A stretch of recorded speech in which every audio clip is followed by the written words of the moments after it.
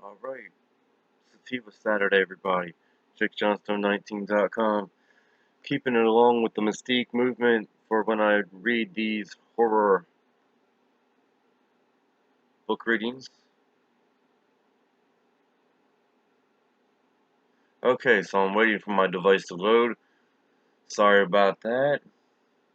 Moving along here. Home is currently unavailable, my Fire TV says. Everything else works perfectly fine. I can honestly say I've had my Fire Stick for approximately 4 years, so, I guess, yeah, 2, maybe 3, give or take. So, maybe it's just time for me to get a new Fire Stick. My Roku device, however, works like a charm. But, the kicker is that Bleacher Report, man, if you're a wrestling fan, I don't know. Maybe some of you have luck with the Bleacher Report app versus when it was BR Live, but I do not. Every time I'm on there, it freezes, it freezes, it freezes, it buffers, and this is a non-stop cycle. I try over again, non-stop, over and over for an hour, you know, and it still does the same thing. It could be on my Roku or it could be on my Fire Stick, but however, if it's on my tablet, it'll work, but anything I purchase won't let me watch there. But if I'm on my iPhone, I can watch anything on there like awesome. Anyway, back into the book reading here.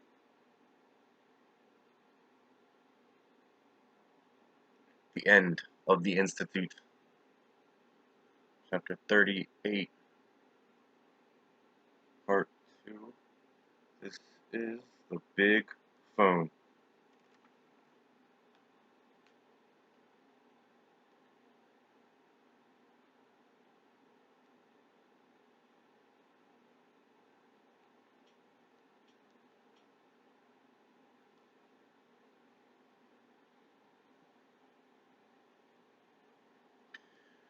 Alright, let's get out of this Corey Taylor book I was reading. Back to the Institute. Great book, by the way. Can't wait till the show comes out, but at the same time, I ain't gonna be like some of these people. There is a pandemic still going on. Care about people's lives.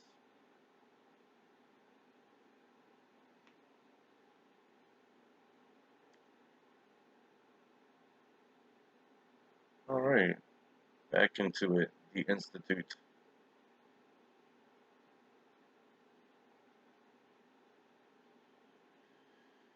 Kalisha and the others reached the locked door between them and front half. They could hear the gunfire clearly now because the hum had abruptly stopped, as if somewhere a plug had been pulled. Just checking to make sure my volume's all the way up. I assure you this is the only stop. Alright. Oh, it's still there, Kalisha thought. It's just not for us anymore. A groaning began in the walls, an almost human sound, and then the steel door between the access tunnel and front half's F level blew outward, smashing Rosalind Dawson before it and killing her instantly. The door landed beyond the elevator, twisted out of shape where its heavy hinges had been. Above, the wire mesh guarding the overhead fluorescent tubes was rippling, casting crazy underwater shadows. The groaning grew louder, coming from everywhere. It was as if the building were trying to tear itself apart. In the Suburban, Tim had thought of Bonnie and Clyde. Felicia thought of the Poe story about the House of Usher. Come on, she thought at the others. Fast. They ran past the door with the torn woman lying beneath in a spreading pool of blood. George, what about the elevator? It's back there. Nikki, are you crazy? I don't know what's happening, but I'm not getting in any goddamn elevator. Helen, is it an earthquake? No, Felicia said. Mindquake. I don't know how they're doing it, but that's what. She took a breath and tasted something acrid. It made her cough. That's what it is. Helen, something's wrong with the air. Nikki said, I think it's some kind of poison. Those fuckers, they never stop. Felicia shoved open the door, marked stairs, and they began to climb, all of them coughing now, between D minus and C minus level. Their stairs began to shake beneath them. Cracks zigzagged down the walls. The fluorescents went out, and the emergency lights came on, casting a flat yellow glow. Felicia stopped, bent over, dry-retched, and then started up again. George, what about Avery and the rest of the kids still down there? They will struggle. Nikki, and what about Luke? Is he here? Is he still alive? Kalisha didn't know. All she knew was they had to get out before they choked. or before they were crushed, if the Institute were imploding. A titanic shudder went through the building, and the stairway tilted to the right. She thought of what their situation might be right now if they had tried the elevator and pushed the thought away. B-level. Kalisha was gasping for breath, but the air was better here, and she was able to run a little faster. She was glad she hadn't got hooked on the vending machine cigarettes. There was that, at least. The groaning in the walls had become a low scream. She could hear hollow metal crumping sounds, and guessed the piping and electrical conduits were coming apart. Everything was coming apart. She flashed on a YouTube video she'd seen once, a horrible thing she hadn't seen, really, been able to look away from, a dentist using forceps to extract somebody's tooth, the tooth wiggling while blood seeped out around it, trying to stay in the gum, but finally pulling free with the roots dangling. This was like that. She came to the ground, level door, but it was slanted down surreal, drunken. She pushed on it and it would open. Nope, it wouldn't. Vicky joined her, and they pushed together. No good. The floor rose beneath them, then thudded back down. A piece of the ceiling came free, crashed to the stairs, and slid away, crumbling as it went. It's going to swash us if we can't get out, Gleesha shouted. Nicky, George, Helen, he held out his hands. The stairwell was narrow, but the four of them somehow cramped together in front of the door. Hip to hip and shoulder to shoulder, George's hair was in Kalisha's eyes. Helen's breath, foul with fear, was in her face. They fumbled and joined hands. The dots came and the door screeched open, taking a section of the overhead jam with it. Beyond was the residence corridor, now canted drunkenly to one side. Kalisha escaped the crooked doorway first, popping free like a cork from a champagne bottle. She went to her knees, cutting one hand on a light fixture that had fallen, spraying glass and metal everywhere, one on one. That was the wall. On one wall, actually, askew, but still hanging in there, was the poster of the three kids running through a meadow. The one that said it was just another day in paradise. Kalisha scrambled up, looked around, and saw the other three doing the same. Together they ran for the lounge, past rooms where no stolen children would ever live again. The doors of those rooms were flying open and clapping shut. The sound like lunatics applauding. In the canteen, several of the vending machines had fallen over, spilling sacks. Broken knit bottles filled the air with the pungent aroma of alcohol. The door to the playground was twisted out of shape and jammed shut, but the glass was gone and fine fresh air came in on a late summer breeze. Kalisha reached the door and froze. For a moment she forgot all about the building that seemed to be tearing itself apart all around them. Her first thought was that the others had gotten out after all, maybe through the access tunnel's other door, because there they were. Avery, Iris, Hal, Len, Jimmy, Donna, and all the rest of the Ward A kids. Then she realized she wasn't actually seeing them at all. They were projections, avatars, and so was the huge telephone they were circling. It should have. It should have crushed the trampoline and the badminton net, but both were still there, and she could see the chain link fence not just behind the big phone but through it. Then both the kids and the phone were gone. She realized the floor was rising again, and this time it wasn't thumping back down. She could see a slowly increasing gap between the lounge and the edge of the playground.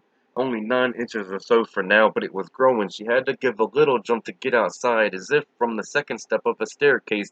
Come on, she shouted to the others. Hurry, while you still can. Chapter 25, Part 2 of the end of the Institute, the big phone. Stackhouse heard screams from the roof of admin, and the firing from there ceased. He turned and saw something he could not at first credit. Front half was rising. A swaying figure on the roof stood silhouetted against the moon, arms outstretched in an effort to maintain balance. It had to be Gladys. This can't be happening, he thought, but it was. Front half rose higher, crunching and snapping as it parted company with the earth. It blotted out the moon, and then dipped like the nose of a huge and clumsy helicopter. Gladys went flying. Stackhouse heard her scream as she disappeared into the shadows. On the admin building, Zeke and Dr. Richardson dropped their guns and cringed against the parapet, staring up at something out of a dream, a building that was slowly climbing into the sky, shedding glass and chunks of cinder block. It pulled most of the playground's chain-link fence with it. Water from broken pipes poured from the building's tangled underside. The cigarette vending machine tumbled from the broken door of the West Wing lounge into the playground. George Isles, gaping at the underside of front half as it rose into the sky, would have been crushed by it if Nicky hadn't yanked him out of the way. Doug the chef and Chad, the caretaker, came through the screening trees, their necks craned, their mouths open, their guns hanging from their hands. They might have assumed that anyone in the bullet-riddled Suburban was dead. More likely they had forgotten it entirely in their wonder and dismay. Now the bottom, the front half, was above the mid-building's roof. It came on with the stately, cumbersome grace of an 18th century Royal Navy gunship under sail in a light breeze. Insulation and wires, some still sparking, dangled like broken umbilical cords. A jutting piece of pipe scraped off a ventilation housing. Zeke the Greek and Dr. Felicia Richardson saw it coming and ran for the hatch they had come up through. Zeke made it. Dr. Richardson did not.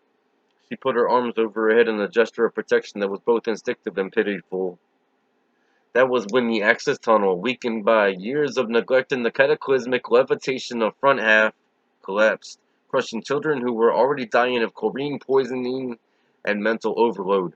They maintained their circle until the end, and as the roof came down, Avery Dixon had one final thought, both clear and calm. I loved having friends. Part 2 of The Institute, a novel by Stephen King. Part 2 of The End of the Institute, The Big Phone, Chapter 26. Tim didn't remember getting out of the Suburban. He was fully occupied with trying to process what he was seeing. A huge building floating in the air and sliding over a smaller building, eclipsing it. He saw a figure on the roof of that smaller building put its hand over its head. Then there was a muffled crumping sound from somewhere behind this incredible David Copperfield illusion. A great cloud of dust arose, and the floating building dropped like a rock. A huge thud shook the ground and made Tim stagger. There was no way the smaller building offices, Tim supposed, could take the weight. It exploded outward in all directions, spraying wood and concrete and glass. More dust billowed up, enough to obscure the moon. The bus alarm, who knew they had them, went off, making a whoop whoop whoop sound. The person who had been on the roof was dead, of course, and anyone who had still been inside was now nothing but jelly. Luke had grabbed his arm. Tim, he pointed to the two men who had come out of the trees. One was still staring at the ruins, but the other was raising a large pistol, very slowly as if in a dream. Tim raised his own gun. He raised his own gun, and a lot faster. Don't do it. Put them down. They looked at him dazed, then did as he said. Now walk to the flagpole. Is it over? One of the men asked. Please tell me it's over. I think so, Luke said. Do what my friend says. They plodded through the billowing dust toward the flagpole and the bus. Luke picked up their guns, thought about tossing them into the Suburban, then realized they wouldn't be driving that bullet-riddled, blood-spattered vehicle anywhere. He kept one of the automatics. The other he threw into the woods. The Big Phone, Chapter 27. Stackhouse took a moment to watch Chad and Chef Doug walk toward him, then return to regard the ruins of his life. But who could have known, he thought. Who could have known they had access to enough power to levitate a building? Not Mrs. Sigsbee, not Evans, not Heckle and Jekyll, not Donkey Kong, wherever he is tonight, and certainly not me. We thought we were working with high voltage, when in fact all we tapped was a trickle current. The joke was on us. There was a tap on his shoulder. He turned to regard the misguided hero. He was broad-shouldered, as an authentic hero should be, but he was wearing glasses, and that didn't fit the stereotype. Of course, there's always Clark Kent, Stackhouse thought. Are you armed? The man named Tim asked. Stackhouse shook his head and made a weak gesture with one hand. They were supposed to take care of that. Are you three the last? I don't know. Stackhouse had never felt so weary. He supposed it was shock. That, and the sight of a building rising into the night sky, blotting out the moon. Maybe some of the staff in back half are still alive. And the docs there? Alice and James. As for the children in front half, though, I don't see how anyone could have survived that. He gestured toward the ruins with an arm that felt like lead. The rest of the children, though, Tim said. What about them? Weren't they in the other building? They were in the tunnel, Luke said. He tried to gas them, but the tunnel collapsed first. It collapsed when front half rose up. Stackhouse thought of denying this, but what good would it do if the Ellis boy could read his mind? Besides, he was so tired, so completely used up. Your friends, too? Tim asked. Luke opened his mouth to say he didn't know for sure, but probably. Then his head jerked around, as if he had been called. If so, the call had come inside his head, because Tim only heard the voice a space of seconds later. Luke! The girl was running across the littered lawn, skirting the rubble that had exploded outward in a kind of corona. 3 others were following her, 2 boys and another girl. Lukey! Luke ran to meet the girl in the lead and threw his arms around her. The other 3 joined them, and as they hugged in a group embrace, Tim heard the hum again, but lower now. Some of the rubble stirred.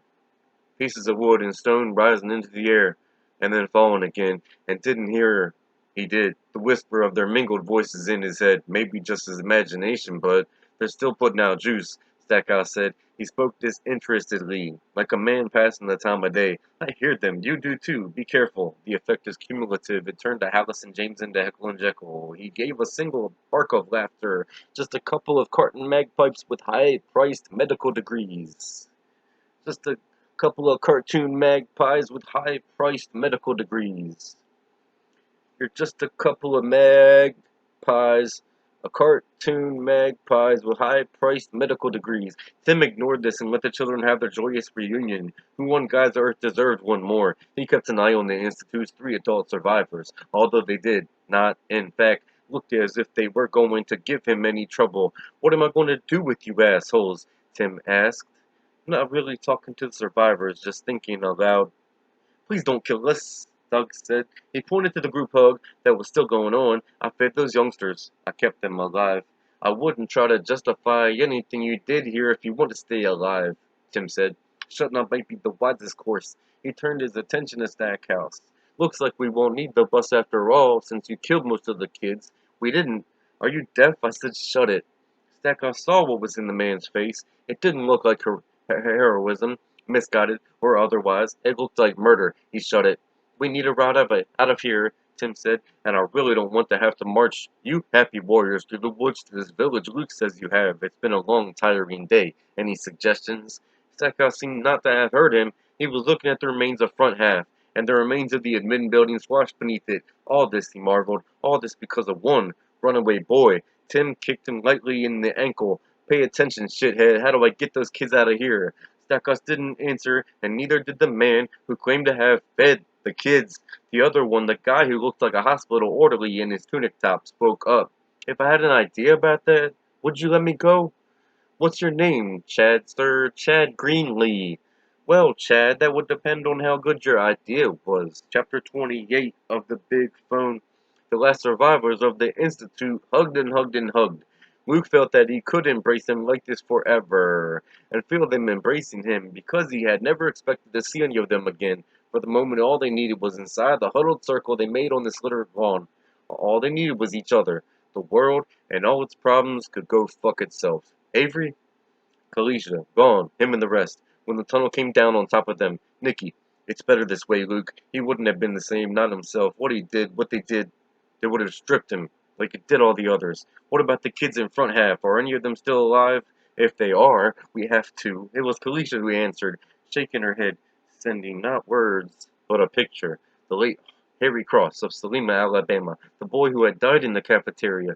Luke took Shaw by the arms. All of them? Are you saying all of them died of seizures, even before that came down? He pointed to the rubble of front half. I think when it lifted off, Nicky said, when Avery answered the big phone, and when it was clear Luke didn't fully understand, when the other kids joined in. The faraway kids, George added. At the other institutes, the front half kids were just too, I don't know how you say the word, too vulnerable, Luke said. That's what you mean. They were vulnerable. It was like one of the damn old shots, wasn't it? One of the bad ones. They nodded. Helen whispered, I bet they died seeing the dots. How awful is that? Luke's answer was the childish denial, grown-up smile at cynically another only children that can fully understand it's not fair, not fair. No, they agreed, not fair. They drew apart. Luke looked at them one by one in the dusty moonlight. Helen, George, Nicky, and Kalisa. He remembered the day he met her, pretending to smoke a candy cigarette. George, what now, Lukey? Tim will know, Luke said, and could only hope it was true. Chapter 29, The Big Phone. Chad led the way around the destroyed buildings. Stackhouse and Chef Doug trudged behind him, heads down. Tim followed, gun in hand. Luke and his friends walked behind Tim. The crickets, silenced by the destruction, had begun to sing again.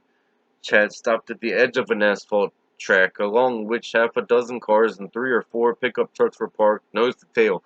Among them was a mid-sized Toyota panel truck with Maine Paper Industries on the side. He pointed at it. "What about that, sir? Would that do you?" Tim thought it would, at least for a start. "What about the keys? Everybody uses those maintenance trucks, so they always leave the keys under the visor." "Luke," Tim said, "would you check on that?" Luke went. The others went with him, as if they couldn't bear to be separated even for a minute. Luke opened the driver's door and lowered the visor. Something dropped into his hand. He held up the keys. "Good," Tim said. "Now open up the back. If there's stuff in there, empty it out." The big one, called Nick, and the smaller one, named George, took care of this chore, tossing out rakes, hose, a toolbox, and several bags of lawn fertilizer. While they did it, Stackhouse sat down on the grass and put his head on his knees. It was a profound gesture of defeat, but Tim did not feel sorry for him. He tapped Stackhouse on the shoulder. "We'll be going now." Stackhouse didn't look up. "Where?" "I believe the boy said something about Disneyland." He gave a singularly humorless snort of laughter. "None of your affair, but I'm curious. Where are you going to go?" Stackhouse did not answer. Chapter 30. The Big Phone. There were no seats in the rear of the panel truck, so the kids took turns sitting up front, starting with Kalisha. Luke squeezed in on the metal floor between her and Tim. Nicky, George, and Helen clustered at the back doors, looking out through the two small dusty windows at a world they had never expected to see again. "Luke, why are you crying, Kalisha?" She told him, then said it aloud, for Tim's benefit, "because it's all so beautiful, even in the dark. It's all so beautiful. I only wish Avery was here to see it." Chapter 31. The Big Phone. Dawn was still just a rumor on the eastern horizon when Tim turned south on Highway 77. The one named Nicky had taken Kalisha's place in the front seat. Luke had gone into the back of the truck with her, and now all four of them were heaped together like a litter of puppies, fast asleep. Nicky also appeared to be asleep, his head thudding against the window every time the truck hit a bump, and there were a lot of bumps. Just after seeing a sign announcing that Millinocket was 50 miles ahead, Tim looked at his cell phone and saw that he had 2 bars and 9% power. He called Wendy, who answered on the first ring. She wanted to know if he was all right. He said he was. She asked if Luke was. "Yes, he's sleeping. I've got 4 more kids. There were others. I don't know how many. Quite a few. But they're dead." "Dead?" "Jesus, Tim, what happened?" "Can't tell you now. I will when I can, and you might even believe it, but right now I'm in the willy wags. I've got maybe $30 in my wallet, and I don't dare use my credit cards. There's a hell of a mess back there, and I don't want to risk leaving a paper trail. Also, I'm tired as hell. The truck's still got half a tank of gas, which is good, but I'm running on fumes. Bitch, bitch, bitch, right? What, you have any? Wendy, I'm losing you. If you hear me, I'll call back. I love you." He didn't know if she heard the last or not, or what she'd make of it if she had. He'd never said it to her before. He turned off his phone and put it in the console along with Tag Faraday's gun. All that had happened back in Dupre seemed long ago to him, almost in a life that had been led by another person. What mattered now were these children, and what he was going to do with them. Also, who might come after them. "Hey, Tim." He looked around at Nicky. "I thought you were asleep." "No, just thinking. Can I tell you something?" "Sure. Tell me a lot. Keep me awake." "Just wanted to say thanks. I won't say you redeemed my faith in human nature, but coming with Lukey like you did, that took balls. Listen, kiddo, are you reading my mind?" Nick shook his head. "Can't do it just now. Don't think I could even move any of the candy wrappers on the floor of this heap, and that was my thing. If I was linked up with them," he inclined his head toward the sleeping children in the back of the panel truck, "it'd be different, at least for a while. You think you'll revert? Go back to whatever you had before?" "Don't know. It's not a big deal to me either way. It's not a big deal to me either way. I don't know. Never was. My big deals were football and street hockey." He peered at Tim. "Man, those aren't bags under your eyes. Those are suitcases." "I could use some sleep," Tim admitted. "Yes, like about 12 hours." He found himself remembering Norbert Hollister's ramshackle establishment where the TV didn't work and the roaches ran free. I suspect there were independent motels where they wouldn't ask questions if cash was on offer. But cash is a problem, I'm afraid. Nicky smiled, and Tim saw the fine-looking young man he'd be, if God was good, in a few years. "I think me and my friends might be able to help you out in the cash department. Not entirely sure, but yeah, probably. Got enough gas to make it to the next town?" "Yes." "Stop there," Nicky said, and put his head back against the window. One more chapter in this part 2 of the Institute Not by Stephen King, The Big Phone, Chapter 32. Not long before the Millinocket branch of the Siemens Trust opened at 9 o'clock on that day, a teller named Sandra Robichaud summoned the bank manager from his office. "We have a problem," she said. "Take a look at this." She seated herself at the ATM video replay. Brian Stearns sat down beside her. The unit's camera swept between transactions, and in the small northern Maine town of Millinocket that usually meant it slept all night, waking up for its first customers around 6 o'clock. The timestamp on the screen they were looking at said 5:18 a.m. As Stearns watched, 5 people walked up to the ATM. 4 of them had their shirts pulled up over their mouths and noses like bandit masks in an old-time western. The fifth had a gimme cat pulled down low over his eyes. Stearns could see Maine Paper Industries on the front. "Those look like kids," Sandra nodded. "Unless they're midgets, which doesn't seem very likely. Watch this, Mr. Stearns." The kids joined hands and formed a circle. A few lines of fuzz ran across the picture, as if from momentary electrical interference. Then money began to spew from the ATM slot. It was like watching a casino slot machine pay off. "What the hell?" Sandra shook her head. "I don't know what the hell, but they got over $2,000, and the machine's not supposed to give anybody more than 800. That's the way it's set. I guess we should call somebody about it, but I don't know who." Stearns didn't reply. He only watched, fascinated, as the little bandits, they looked like middle schoolers if that, picked up the money. Then they were gone. Alright, the last part of my book reading of The End of the Institute is called The Lispy Man, and I'll read that shortly. Peace. See you soon.